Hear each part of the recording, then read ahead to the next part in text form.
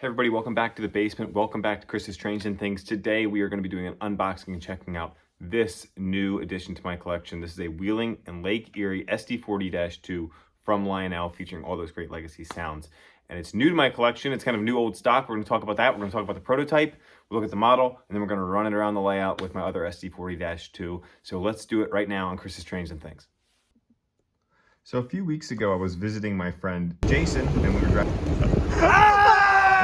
from Michigan to Ohio, and as we were on the road, we passed a rail yard, and in that rail yard, we spotted two Wheeling and Lake Erie SD40s, and I believe they were SD40-2s, if my memory serves me correctly, and I was inspired to add some of those to my collection. Now, Jason has some MTH versions of these as well that he had running when I was at his house, and I love just the way they look. I love the black and orange, Philadelphia Flyers fan, so that works out really well, but also the fact that it's that Rio Grande font is really neat. The zebra striping is awesome. And so I was really kind of inspired by them as I was watching them. And then as we passed them that day, it was almost like, hey, that's some inspiration. Let's see if I can track some of these down.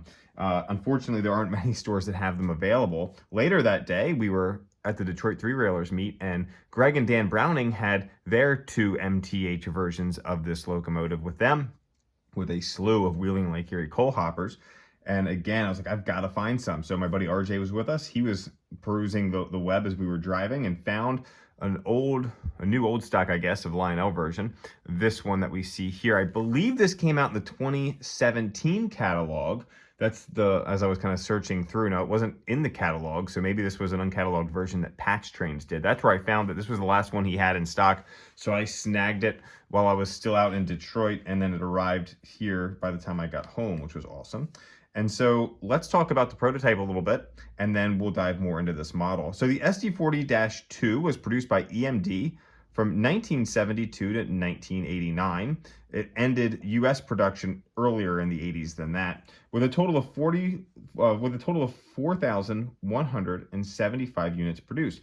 Now, these powerhouses made about 3,000 horsepower. They could travel about 65 miles per hour. The SD40-2, like the SD38-2, has that long porch that you see on the back of the locomotive here. That's kind of a way that you can spot this one from other SD40s and so on, previous models of similar EMD locomotives. The way that you can tell the difference between this model and the SD38-2 are the amount of roof fans. We've got 3 roof fans here instead of 2 on the SD38.